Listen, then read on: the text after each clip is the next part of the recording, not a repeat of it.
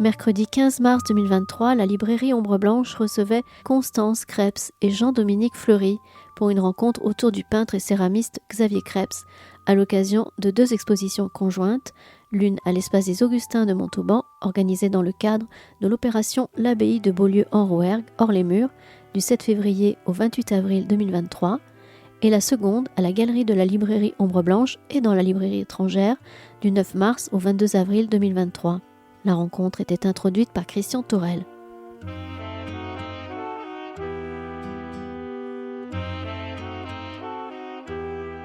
Bon, je vais donc dire quelques mots d'accueil et vous remercie d'être venus nombreuses et nombreux pour ce moment de, on va dire de convivialité autour de Xavier Krebs.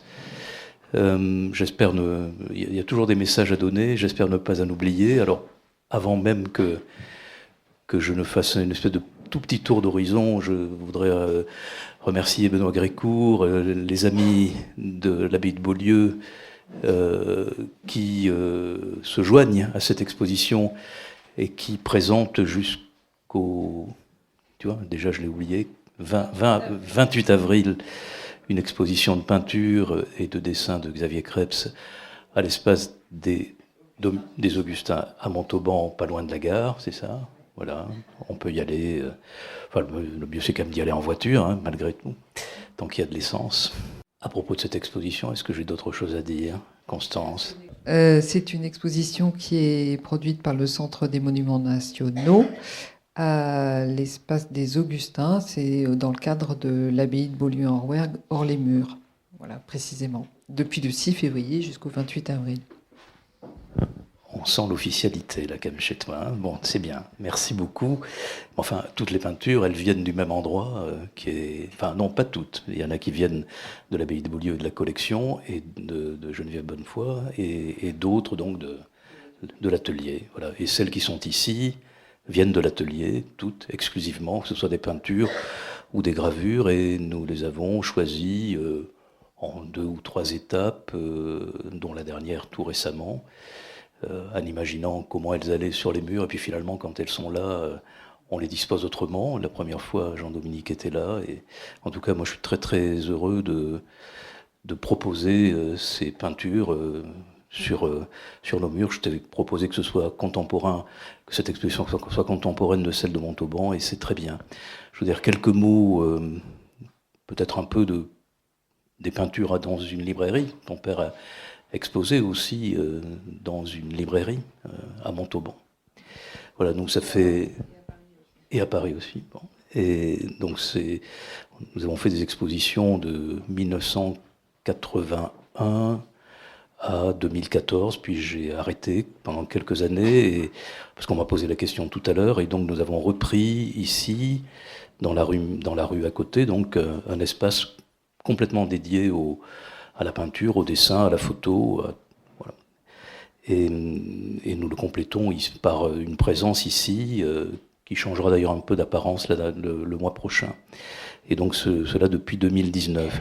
La première exposition que nous avons proposée était autour de Fred II. Je raconte un peu parce que finalement il y a un film que j'aime beaucoup, c'est La Ronde d'Ophuls, et on va voir que finalement les choses, elles ont toujours des connexions. Donc la première exposition, c'était Fred II. Il y aura sûrement l'année prochaine, pour le centenaire de Fred II, une exposition autour de cet immense artiste que j'ai eu la chance de recevoir en 98 ou 19. C'est un des grands moments de ma vie, parce que pour moi, la Ghana, c'est peut-être une des plus grandes lectures que j'ai jamais... à laquelle j'ai jamais été confronté. Voilà, c'est un livre magnifique que je ne peux que recommander, puisqu'il a été réédité 4 fois, et que vraiment il ne faut pas louper la lecture de la Ghana. Donc cela nous rapproche de Beaulieu. C'est vrai que Beaulieu, maintenant, on a une maison pas loin de là, on ne va pas rentrer dans la vie privée, mais cette proximité de Beaulieu pour Martine et pour moi, elle est vraiment formidable. Et le moment du Covid a été, pour moi, encore plus déterminant dans le besoin de peinture. Je crois que vraiment c'est un besoin important que celui d'être confronté à de la peinture. Et donc dans ce lieu, nous y avons fait des rencontres, des amitiés littéraires, artistiques, et très heureux d'avoir pu, par celle dont le téléphone vient de sonner, de pouvoir rencontrer Constance. Voilà, et puis cet endroit, ces proximités du Lot, entre Lot et Aveyron. D'ailleurs, curieusement, les deux expositions qui suivent, l'exposition qui suit, celle que nous proposons depuis 3 jours, elle vient de là, elle vient du Lot, elle vient d'un village au sud du Lot, et à partir du 22, suivant l'exposition de Xavier Krebs, nous aurons une exposition qui s'appelle Terrain, qui a été montrée d'abord à Cajar, puis qui vient de quitter là, les murs du musée Denis Puech de Rodez. À la rentrée, nous aurons une exposition autour des 10 ans de l'atelier contemporain. Voilà. Et donc, l'atelier contemporain, ton frère publie à l'atelier, Bruno Krebs publie à l'atelier contemporain. Mais aussi, il y aura à l'atelier contemporain un livre de Blandine Poney qui est dans la salle. Et l'année prochaine, nous exposerons le compagnon de Blandine Poney, Jean-Paul Hérault, qui est aussi dans la salle. Voilà. Quand je disais c'est la ronde, voilà, je suis très très heureux qu'il y ait, on va dire, des relations amicales et familiales qui s'instituent ici. Et puisqu'on est dans les relations, là je vais très vite m'arrêter. Donc merci Constance d'être présente et de venir parler de la peinture de ton père. Merci à Jean-Dominique d'être avec toi pour le faire. C'était le voisin de ton père et maintenant ton voisin. Tu avais un jour amené Soulage à la librairie, je m'en souviens. Voilà, c'était un moment formidable. Voilà, Soulage, Rodez, dont on va revenir à Terrain. Je remercie aussi Jacques Matali, j'espère qu'il est par là, d'avoir contribué très largement au bel accrochage que vous avez pu voir dans la galerie à côté. Et ben, pour moi, c'est fini. Maintenant, c'est à vous deux. Allez, voilà, merci. Merci Christian, merci de nous accueillir, d'accueillir cette exposition et ces gravures qui ont été faites sur la presse de Jean-Dominique. Oui, c'est une petite presse que j'avais prêtée à Xavier pendant 20 ans, je crois. Bon, alors effectivement, moi j'ai connu Xavier Krebs quand il est arrivé. J'étais là déjà depuis quelques années. Et je me souviens de son arrivée à...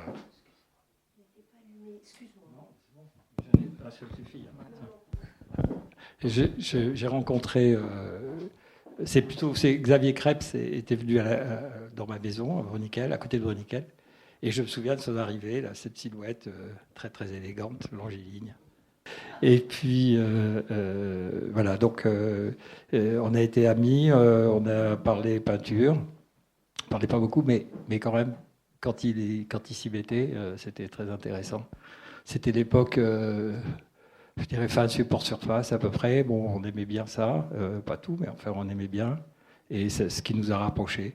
Après, je suis venu à Toulouse en 81, je crois. J'ai ouvert mon atelier à Toulouse pendant 30 ans. Donc on se voyait moins, mais j'ai gardé ma maison là-bas et on se voyait quand même. On se voyait assez fréquemment. On dînait souvent ensemble et j'allais le voir dans son atelier. Je ne manquais pas quand j'allais là-bas d'aller le rencontrer dans son antre, dans ce grand atelier qui était dans la grange. Et je suivais comme ça toute la progression de son travail. Et quand on rentrait dans l'atelier, on montait l'escalier, Oui. on était tétanisés. Un peu. C'était une personne intimidante quand même, très drôle, hein, il avait un très joli sourire. Mais c'est vrai qu'il ne parlait pas beaucoup. Alors, comme il ne parlait pas beaucoup, finalement, dans l'atelier, c'est la peinture qui parlait, ou les bruits, certains bruits donc, que j'ai en mémoire encore, les odeurs, la térébenthine, cette grosse bouteille que j'ai d'ailleurs, bouteille de térébenthine que tu m'as donnée, et puis ces odeurs de peinture sèche, là, qui sont assez particulières, c'est une odeur un peu âcre, tous les pinceaux qui étaient posés, enfin voilà, des choses comme ça. Le bruit du papier aussi qui glissait. Et les pinceaux complètement usés. Oui. Jusqu'à la corne, il y avait fatigué. Fatigué, oui. Fatigué et immobile. Après le travail, ils étaient tous en rang, comme ça, bien rangés. Oui, cet atelier, c'était assez magique parce que la peinture D'abord, on arrivait par un petit escalier, tout noir, Et cette esplanade était très impressionnante parce que des fenêtres hautes qui diffusaient une lumière donc sur le travail et puis sur toute la pièce. Et des toiles assez grandes quand même, que Xavier montrait comme ça les unes derrière les autres sans trop rien dire. Et la peinture devenait quelque chose de beaucoup plus vivant finalement parce qu'on parlait très peu. On parlait très très peu. Mais il disposait ses toiles dans un sens, puis ensuite il changeait l'ordre et Voilà, il montrait les peintures différemment. Donc il faisait des essais en fait d'installation. Il testait un peu avec les personnes qui venaient le voir dans son atelier. Il testait un petit peu son travail aussi. On parlait de ça en fait. Qu'est-ce qui marche pas? Qu'est-ce qui marche mieux?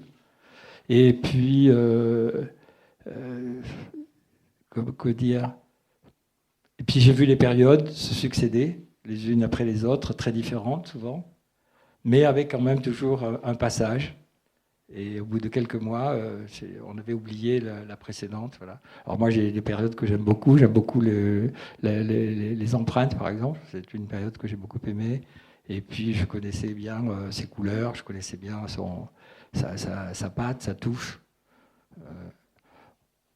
On parlait de parler avec un peintre, c'est pas parler beaucoup, finalement. C'est se laisser envahir par ou l'ambiance de l'atelier qui était vraiment assez formidable, ou la présence d'étoiles qui finalement étaient là comme des êtres vivants.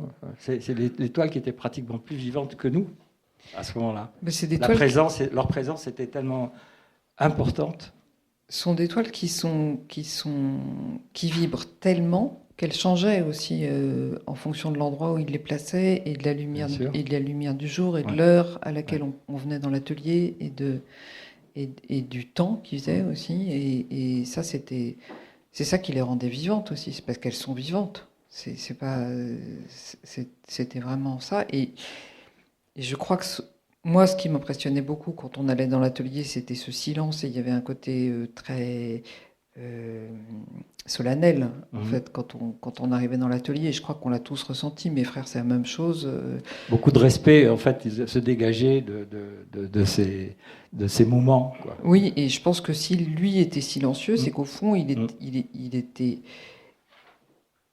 était terrifié en fait à l'idée de montrer sa peinture. Donc il était sans doute lui-même dans un état second en fait, mais qui nous impressionnait plus qu'il aurait dû nous faire parler. Il questionnait quand même par rapport à son travail. Il questionnait un petit peu, mais avec des c'était pas très loquace. Voilà. Non, enfin, c'est un ami, c'est quelqu'un que j'ai beaucoup aimé, que j'aime encore. Et j'ai apprécié son travail, j'étais intimidé, bien sûr, mais j'aimais beaucoup son travail et j'aimais beaucoup sa façon d'être artiste, d'être peintre. Il n'a jamais lâché, en fait. C'est ce qu'on pourrait dire de sa personnalité. C'est que c'est quelqu'un qui était exigeant, très très exigeant, pas commode. De temps en temps, si quelque chose ne lui plaisait pas, il ne le faisait pas. Ah non. C'est sûr. Et toute sa vie a été une vie de peintre. Moi, je l'ai connu quand même pendant 40 ans, 30 ans, je ne sais pas. Oui. 40 ans, oui. Il ne parlait que de peinture. Oui. Non. Mais ça tournait autour de la peinture, oui. Bah, nous, quand il nous écrivait des lettres, c'était toujours autour de sa peinture ou de peinture. Musique un peu. Il avait des idées politiques. Oui, mais bien sûr. Voilà. Il parlait pas que de la peinture. Mais c'est vrai que quand on allait le voir, on allait voir sa peinture. Voilà. Le jardin, bien sûr, formidable, qui amenait à la peinture, en fait. Le jardin, un jardin. Mais c'est un ensemble, en fait. Magnifique. C'est-à-dire que tout ce qu'il a construit dans sa maison, c'est autour c'est pour arriver à la peinture. C'est-à-dire, c'est le jardin, c'est les objets, c'est les lumières, c'est la musique qu'il écoutait, c'est les rythmes, les couleurs des murs, les plafonds, les murs. Il a construit une œuvre qui va au-delà de la peinture, mais qui conduit inexorablement. C'est-à-dire que Alors je Et- disais une grande élégance, on peut dire aussi ses vêtements, il était habillé souvent en clair, il y avait ce côté assez indien un peu, je sais pas comment dire. Oui, toujours Ouais. très simple et oui. Oui, oui. Voilà. Et en même temps, rien n'était convenu. Non. Il fallait surtout sortir Ouais. Oui. sortir de la. Ah, je ne sais pas si on peut dire ça, mais moi j'aurais tendance pour vous le décrire à décrire. C'était un aristocrate finalement. Oui, Un mais ar- sorti de l'aristocratie. Oui, bah oui, oui. Enfin, Bah, tu vois, oui, bien sûr. Oui. en Non, il décalage. n'aimait pas des convenances, il n'aimait pas du tout les manières. Il était relativement simple, mais toujours assez élégant quand même dans son comportement et dans ses actes. Ce qui comptait pour lui, c'était la liberté. Mm. J'ai le souvenir d'une conversation que j'avais eue alors que j'étais étudiante et que je ne savais pas trop où j'allais et que je lui demandais vaguement conseil. Et il me dit, tout ce qui compte, c'est la liberté. Donc après, débrouille-toi avec ça. Et il prend une cigarette, et alors qu'il avait arrêté de fumer, et il prend une gauloise. Et il me dit, non mais la liberté, c'est pas faire n'importe quoi. Hein. La liberté, c'est construire quelque chose qui rende libre. C'est-à-dire qu'il faut tout organiser dans sa vie pour se sentir libre. Et je crois que c'est ce qu'il avait fait en réalité. Ouais. En fait, il s'était donné la liberté de peindre déjà. C'était avec beaucoup de sacrifices aussi, il faut le dire quand même. Et puis tout d'un coup, je ne sais pas au bout de combien de temps, une grande exposition, et il a vendu combien 200 toiles. Non, la moitié, mais La c'était moitié. déjà pas mal. Tout d'un coup, c'était formidable. C'était vraiment, je me souviens de ce moment, il était très discret là-dessus, mais il a vécu ça comme une reconnaissance quand même, très importante, même s'il ne voulait pas. Non, il voulait pas. Il avait écrit une lettre aux galeristes en disant qu'il n'avait rien à voir avec leur programme et qu'il ne voyait pas ce qu'il ferait là. Ah, mais finalement, ça a marché. Et il avait voulu être exposé en Bretagne et pas à Paris. Ouais. Et Oui, parce qu'il était breton. Je ne sais pas si certains le savent, bien sûr, mais il était breton et il était vraiment breton. C'est quoi vraiment breton? Moi qui ne suis pas breton, je peux me permettre. Je ne sais pas toulousain non plus, mais enfin, je suis plus au sud.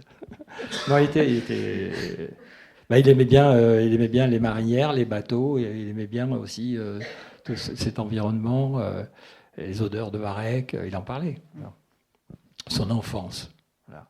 La maison de son enfance, qui est une maison formidable, sur une île pratiquement, ou une presqu'île. Et il avait la nostalgie quand même de cet endroit qu'il a représenté plus ou moins dans ses peintures tout le temps. Il avait la nostalgie de cet endroit avant la guerre, c'est-à-dire celui de son enfance. Donc ce qu'il représente dans ses peintures, souvent on voit des formes noires et on a identifié que c'était les coques des sardiniers, par exemple, qui étaient peintes en noir de façon traditionnelle.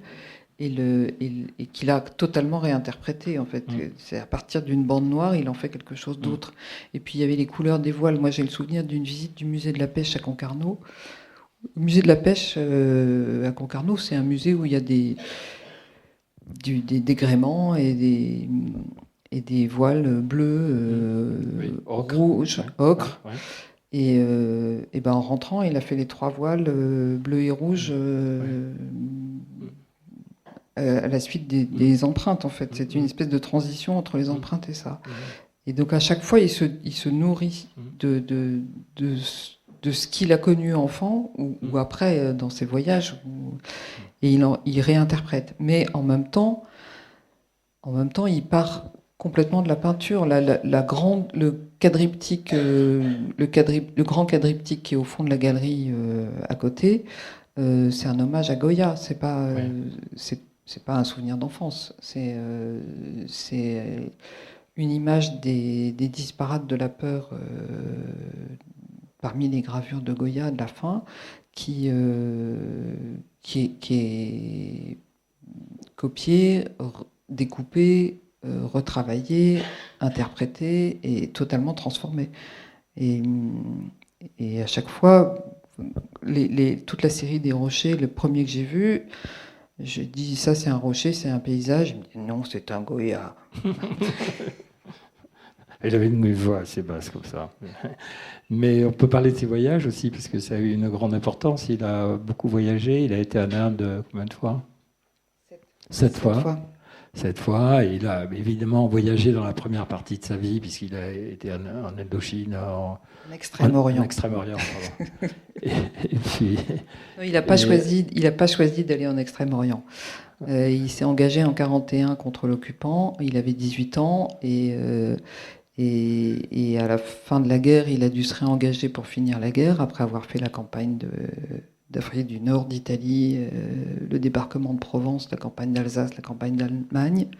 Il est allé jusqu'au Danube, libérer les camps de Térésine et après, à ce moment-là, on lui a dit bon, on est en train de gagner la guerre, il faut que tu continues. Et donc il re-signe. Il rentre en Bretagne en juillet 1946.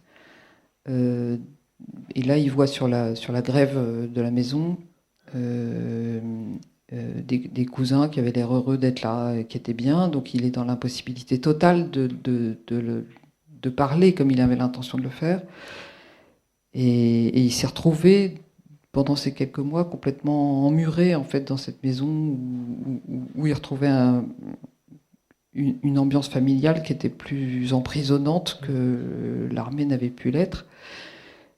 Et il a un ordre de mission pour partir en Extrême-Orient, sans savoir du tout ce qu'il attend. Et là, en arrivant, il se rend compte que c'est la reconquête de l'Indochine. Et c'est pas possible, parce que c'est combattre des villageois, et ça, il n'en est pas question. Donc, il part en novembre 1946, et en 1949, il refuse il raconte ça dans Le Pain, que Geneviève Andréaki a édité aux éditions Réciproques et qui est disponible à la galerie. Et fin 1949, il a ordre de nettoyer un village et il refuse. Il passe pas en conseil de guerre parce qu'il est ultra archi décoré de ce qu'il a fait pendant la Seconde Guerre mondiale. Donc on l'envoie, l'armée l'envoie poliment au Val-de-Grâce en prétextant une dysenterie. Donc il est démobilisé fin 1949. Et après il rentre aux faïenceries de Keraluc à Quimper, où il fait de l'émaillage pour un atelier. Keraluc, c'était une faïencerie qui laissait libre cours aux artistes émailleurs et qui évitait du coup le décor traditionnel breton. Donc chacun faisait ce qu'il voulait. Et mon père a été le premier à faire des motifs abstraits en Bretagne, non géométriques, complètement libres. Justement, on revient sur la liberté, sous contrainte, parce qu'il y avait la contrainte de l'assiette et du cercle, et du cercle bordé, comme on fait à Quimper. Donc ça, c'était la contrainte, et à partir de là, il se lâche complètement. Parallèlement à ça, il expose dans les galeries Saluden de Brest et de Quimper, qui sont les galeries importantes de cette époque-là, en Bretagne. Il devient le correspondant de la revue de Madeleine Rousseau, qui s'appelait Le Musée Vivant. Madeleine Rousseau s'intéresse à sa peinture, elle l'encourage. Il y a des lettres qu'on a retrouvées où elle lui dit « faut vraiment continuer, allez-y ». Et chez Saluden, il y a Henri Charras, qui est prof d'espagnol au lycée de Brest, qui est très copain avec le critique Charles Estienne. Il se voit souvent à Argenton, la maison de Charles Estienne. Et Charles Estienne, en 1954, fait venir sur les conseils de Charras de Gotex, Lubchansky, Nicolas de Staël et je vais mal prononcer son nom, Nassera, je t'ai aperçu, tu me corrigeras, Fares Saïlis Zayed. Voilà. Et donc, Charras achète des toiles de mon père, il l'encourage à se lâcher dans l'abstraction. Charles Estienne lui dit « mais il faut absolument que tu me fasses rencontrer ce peintre, c'est magnifique, laisse-moi cette toile pendant un mois, je la regarde, il faut que j'ai le temps de la regarder, etc. » Et mon père a dit oh, non, pas question. Donc il n'a jamais rencontré Charles Estienne. Et Voilà. Voilà. Et voilà. Et ensuite, ensuite, il commence à ne pas vendre. Et il quitte la Bretagne pour la région parisienne.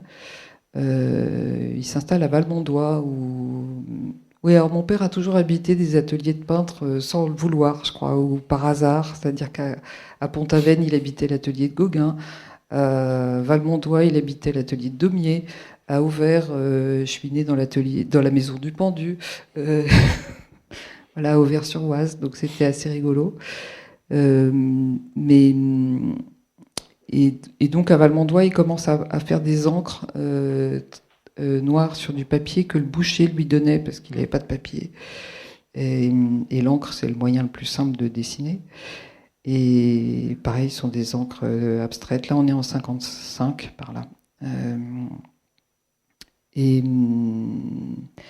Et ensuite, petit à petit, il fait des gouaches. Il expose en 51, je crois. Je ne sais plus si c'est 50 ou 51, parce qu'on s'est longtemps trompé de date. On avait vérifié avec Fanny Drujon pour le catalogue de Quimperlé, mais j'ai oublié.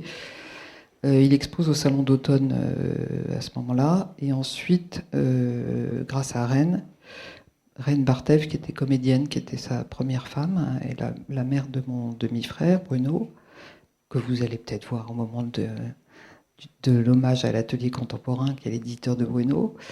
Et ensuite, en 60, Rennes et Xavier se séparent, et en 61, mes parents se marient à Locquenolé. Et ma mère fait... C'est jamais mon père qui démarchait les galeries. Hein. Donc ma mère, grâce à l'intermédiaire d'Henri Charras, fait en sorte qu'il soit exposé à la galerie Suzanne de Koninck, aux galeries de Suzanne de Koninck, il y en avait deux, rue de Beaune et rue de Verneuil à Paris. Et Suzanne de Koninck, c'est elle qui a réédité du spirituel dans l'art de Vassili Kandinsky et qui a exposé Benrath, qui a exposé Lubchansky, qui a exposé Tang Aiwen et plein d'autres. Et elle éditait des livres. Elle avait une collection de peintures hollandaises, de la Renaissance hollandaise, qu'elle avait vendue petit à petit pour ouvrir ses galeries et pour soutenir les artistes qu'elle défendait. Elle écrivait à tout le monde. On a retrouvé des lettres aussi où elle dit que pour elle, Krebs, c'est le plus grand artiste qu'elle défend, mais qu'il n'est pas assez connu et que dès qu'on vient l'interroger, il se cache. Donc voilà. Et il aimait bien parler de Suzanne de Koninck. Il avait beaucoup d'admiration pour son travail. Elle l'a emmené dans toute l'Europe. Elle organisait des expositions à Istanbul, à Rome, à Copenhague, à Madrid, à Londres, partout.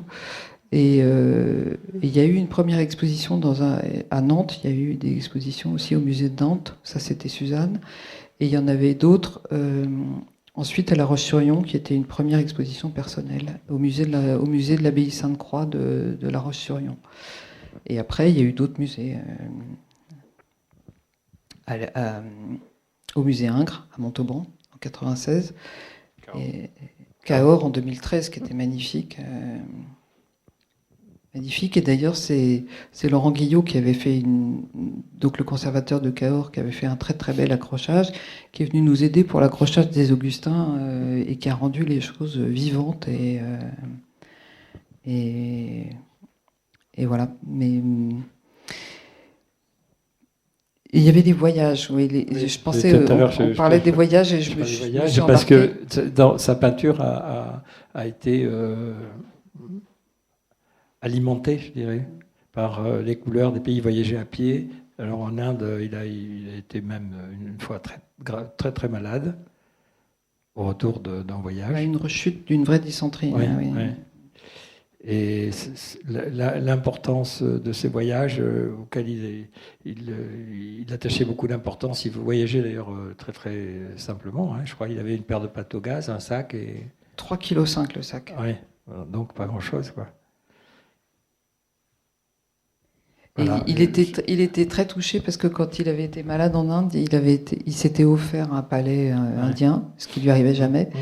Et quand il était revenu quelques années plus tard, et donc il était resté un mois dans cet endroit pour se reposer, il était allé acheter un bol en disant je suis malade, donc je voudrais qu'on me serve mes repas dans ce bol-là, et ce sera mon bol pour ne pas contaminer les autres. Et donc il était assez isolé, et il s'est reposé. Et puis quelques années plus tard, il est revenu dans cet endroit pour passer 2 jours. Et sans rien dire, le personnel de l'endroit est venu lui apporter son bol, sans avoir eu l'air de l'avoir reconnu. Et ça l'avait beaucoup touché. Il était très observateur aussi de la nature. Impliqué également, c'est pour ça que je dis les voyages étaient sûrement une nourriture, mais la nature, le jardin, les oiseaux. Les oiseaux, tu as une histoire de corneille à nous raconter. Alors, oui, je vais le voir à l'hôpital, parce qu'il était hospitalisé à Toulouse, donc je viens de Bruniquel. Et je ne l'avais jamais vu coucher déjà, donc c'était un peu impressionnant, puis il était plus âgé que moi. Et je lui amène un bouquin. Je venais de lire La Tâche de Philippe Roth et le journal Le Monde. Je lui donne le bouquin en lui disant tiens, je viens de le lire, j'ai aimé, c'est bien. Il me dit je déteste Philippe Roth. Bon, alors, j'avais fait toute la route. Je me dis bon, tant pis. Et puis finalement, Constance me dit qu'il l'a gardé. Oui. Je ne me souvenais plus si je l'avais laissé ou pas. Ouais. Et puis, il me dit, regarde par la fenêtre. Alors, petite fenêtre de sa chambre à l'hôpital à Toulouse, Saint-Cyprien. On donnait sur les toits à terrasse avec les cheminées des cuisines. Et je vois une corneille, là, toute seule, sur cette terrasse qui était vide. Il n'y avait rien, personne, on était tout à fait en haut. Et qui est en train de s'échiner à essayer de bouffer, de tordre un bout de ferraille qui dépasse du toit, mais vraiment avec beaucoup d'insistance, quoi. Elle avait l'intention de gagner, visiblement. Et alors, il me dit, il se penche comme ça, il regarde, et il savait que la corneille était là, visiblement, et il me dit, tu te rends compte? C'est tout. Et je dis à Constance, je raconte l'histoire parce que je l'ai noté sur un petit bout de papier à ce moment-là. La corneille, c'était lui, en fait. Et c'était quelqu'un qui était solitaire, acharné, qui allait vraiment, qui lâchait rien, exigeant, et un peu fou, quoi. Comme cette bestiole là qui s'acharnait sur un truc et la peinture, c'est un peu ça. C'est un peu tout ça, la peinture. C'est être dans un monde où finalement on n'est pas fait pour être là. Où on ne sait pas si c'est la peinture qui n'est pas faite pour être là où elle est. Enfin, on ne sait pas. Il y a une antinomie qui fait que plusieurs fois, j'ai trouvé qu'il avait des comportements comme ça avec son environnement.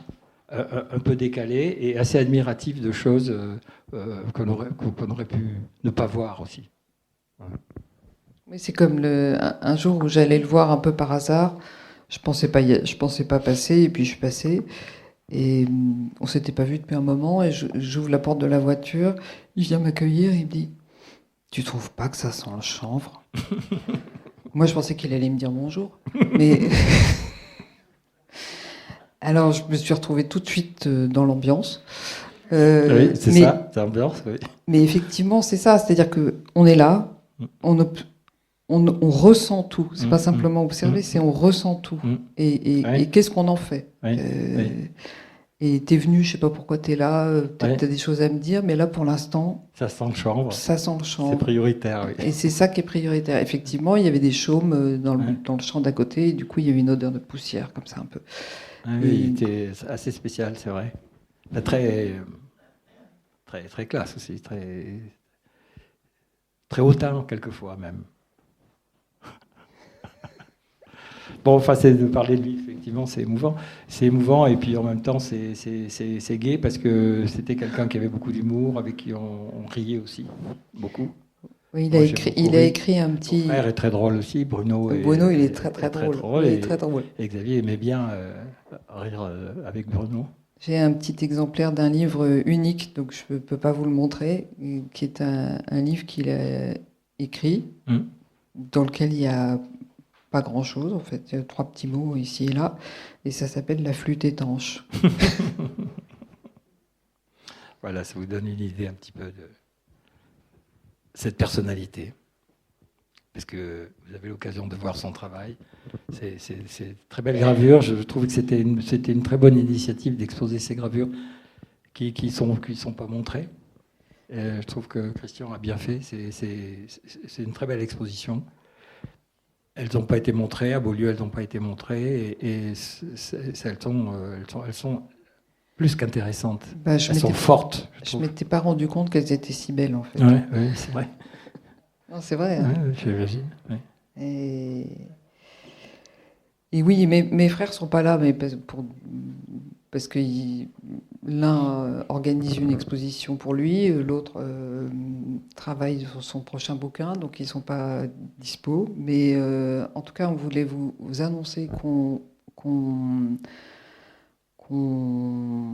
projette d'ouvrir un fonds de dotation, et une partie du produit de la vente de ces tableaux ira dans ce projet. Voilà. On vous tiendra au courant si ça vous amuse ou si ça vous intéresse. Et l'exposition de Beaulieu a lieu à l'Espace des Augustins de Montauban jusqu'au 28 avril. Il y a aussi à l'abbaye de Beaulieu 3 petites peintures sur bois qui sont exposées cette année dans la galerie sud, c'est ça, au sein de la collection de l'abbaye. Et je crois que j'ai tout dit. Et merci beaucoup à Christian. Et la plaquette, je voulais remercier les auteurs de la plaquette d'Ombre Blanche. Il y a un texte absolument magnifique, mais vraiment magnifique, de Michel Julien, qui a eu la gentillesse d'écrire sur la maison. C'est un texte exceptionnel. Michel Julien, c'était un ami éditeur avec qui je voulais monter une maison d'édition, et puis ça ne s'est jamais fait. Il s'est mis à écrire, moi j'ai bifurqué vers autre chose. Et par hasard, il est venu dans cette maison, et il a écrit ce texte somptueux que je vous recommande. Il y a des très beaux textes aussi de Geneviève André-Acquier sur les 2 œuvres qui sont exposées, l'une aux Augustins en ce moment, et l'autre est exposée l'année dernière à l'abbaye de Beaulieu. Je pense qu'elle sera réexposée bientôt. C'est une toile qui est un hommage à Geneviève Bonnefoy, qui a été donnée par mon père à Geneviève. C'est d'ailleurs grâce à Geneviève Bonnefoy que mon père est venu s'installer dans le Tarn. Hein. C'est toujours sur les conseils d'Henri Charras.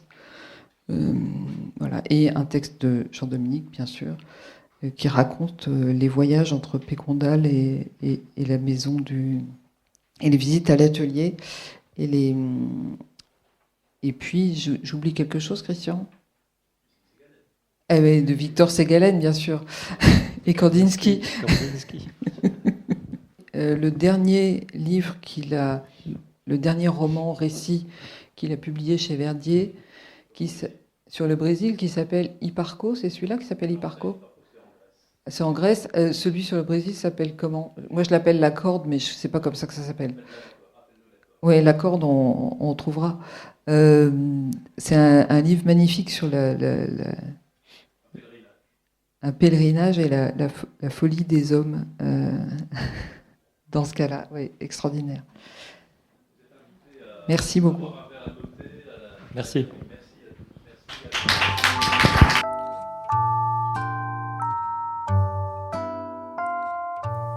Vous venez d'écouter une rencontre avec Constance Krebs et Jean-Dominique Fleury à la librairie Ombre Blanche le 15 mars 2023 autour de l'œuvre de Xavier Crepes, dont les encres, mines de plomb, huile et gouache sont exposées à la galerie de la librairie et dans l'espace de la librairie étrangère depuis le 9 mars jusqu'au 22 avril 2023. Réalisation et mise en onde Radio en collaboration avec Radio Plus et Radio Terre.